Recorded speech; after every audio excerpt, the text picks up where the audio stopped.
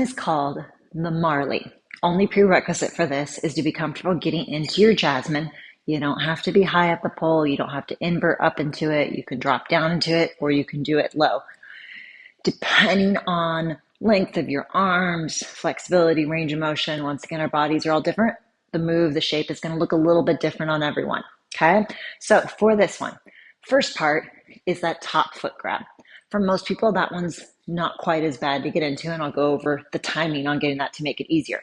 The second foot grab is usually the one that's a little bit more challenging. So good little prep before going into this. Stretch out those hip flexors a little bit, some lunge stretches and things like that. Always good to do. If you need some more tips and tricks for opening up those hip flexors, check out some of the tips below.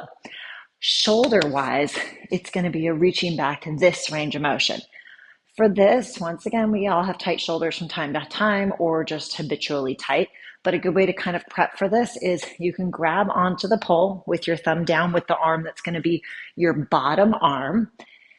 And then from there, reach up as high as you're comfortable going, rotate away so you feel it kind of open up through that pec muscle, and then sit down into it. And that's going to help kind of stretch out that shoulder.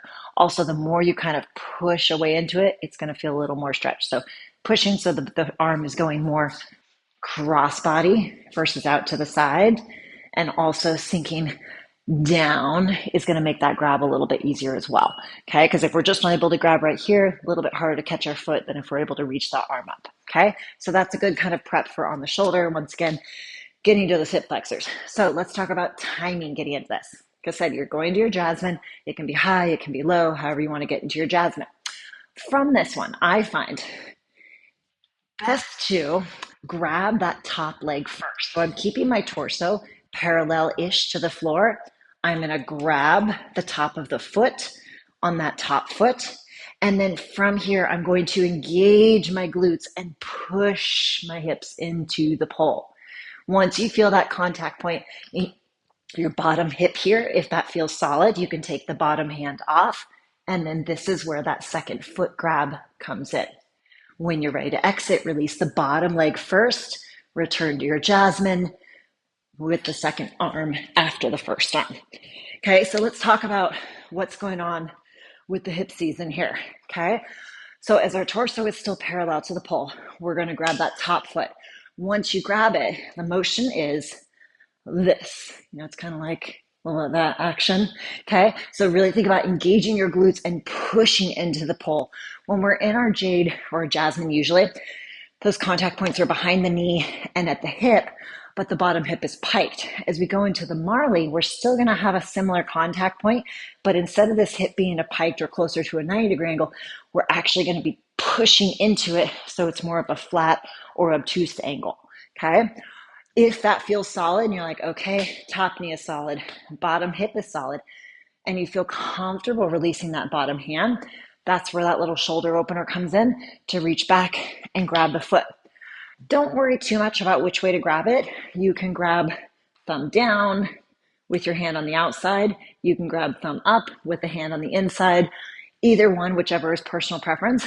For me, I find personally, I usually like to grab on the outside of my hand because then I can kick into it more. I find if I'm on the inside, sometimes it's harder to thread my leg through my hand. But once again, personal preference, there's no right or wrong on that one.